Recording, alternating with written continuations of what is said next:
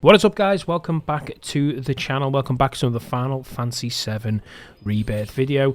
In today's video, I'm going to show you how you can find the Pirate's Missing Treasure via the Pirate's Treasure map that you pick up once you land at the Costa del Sol port on the Tiny Bronco. So you'll have gone through Nibelheim, you'll have completed all that area, you'll have met Cid, and obviously there's a cutscene, and you end up on the Tiny Bronco where you can travel around the Meridian Ocean. So at this point, you've got to go to the Costa del Sol port, and upon doing so, you're going to notice a big glowing purple box which is going to contain this Pirate's Treasure map. I highly recommend you do try it yourself just for exploration purposes. You know, you can get the feels, you can get all the locations, you'll feel a sense of achievement. But for those who maybe haven't got the greatest orientation skills and maybe, you know, just simply do not want to waste time looking about, don't worry, I've got you covered as well. I'm going to show you how you can get it, what the item is at the end that you do receive, and the benefits, whether I think it's good or bad. And yeah, if you do like today's Final Fantasy 7 Rebirth video, hit the like button, subscribe if you're new, and with that being said, let's mosey. Right, as you can see, we've entered the Tiny Bronco, we brought the map up, and you can see there's 4 locations where X marks the spot, and you're going to take on 4 quite formidable foes, to be honest. And what I would recommend, and completely up to you if you do this, I set my map to easy just to beat these. Reason being, I'm behind on a bit of content. I want to get through this. I'm not getting held up on these boss fights.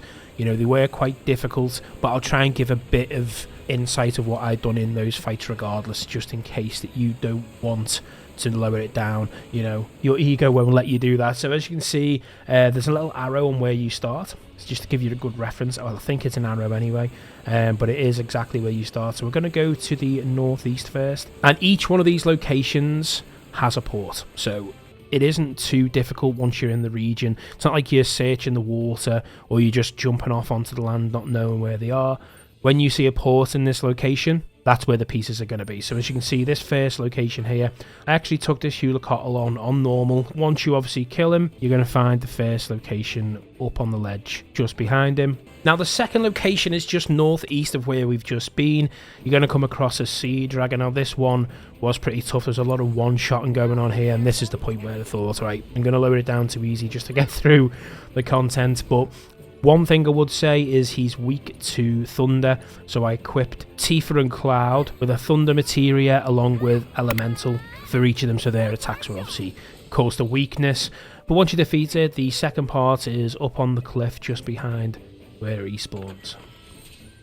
Now for the third location, you can see we've got to go right over to the right hand side, south of the lighthouse location in the Junon region area. Now save yourself a bit of bother, you can actually fast travel. So if you go to the map, click obviously the port area in Junon, you can fast travel, and then you don't have to obviously travel as far, which is great. Now once here, you're going to fight the Brineborn demon. He has a weakness to fire, so if you want to do what I've done for the previous one and swap those abilities around, so obviously you're hitting with the fire element, then feel free to do this. And again, upon defeating the Brineborn, you're going to find the third treasure in the chest on the ledge above. Now for the fourth and final treasure piece, you're going to go to the Gongaga region. Again, fast travel over using the map, and then you're just going to follow the coastline around to your right hand side until you see this little port, nice and easy to get to.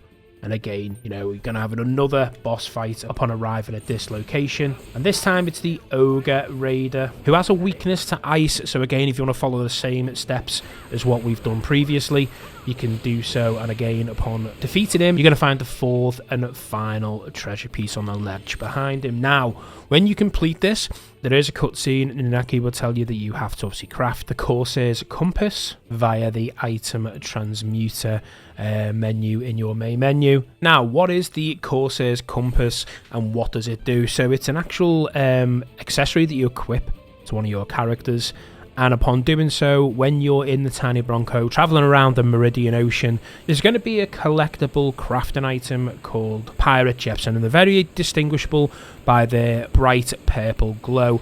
And, you know, you might have already seen these when you've been traveling around, especially when you've been hunting down this treasure map, because they're going to be in the vicinity of those areas. So you'll have come quite aware of these already. So what this will do, when you're in the vicinity of one of these pirate gypsums, you're going to get a HUD ring around the Bronco, and it's basically going to point you in the direction of them. Now, firstly, pros, are these worth collecting? Is it worth going into the Meridian Ocean, and is it worth farming the gypsum?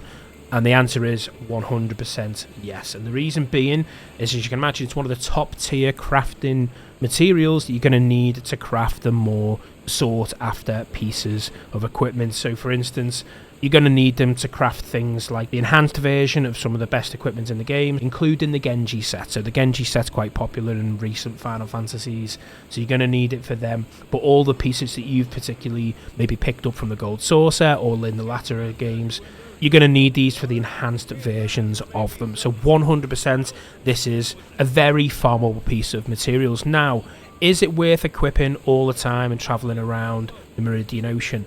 Maybe not.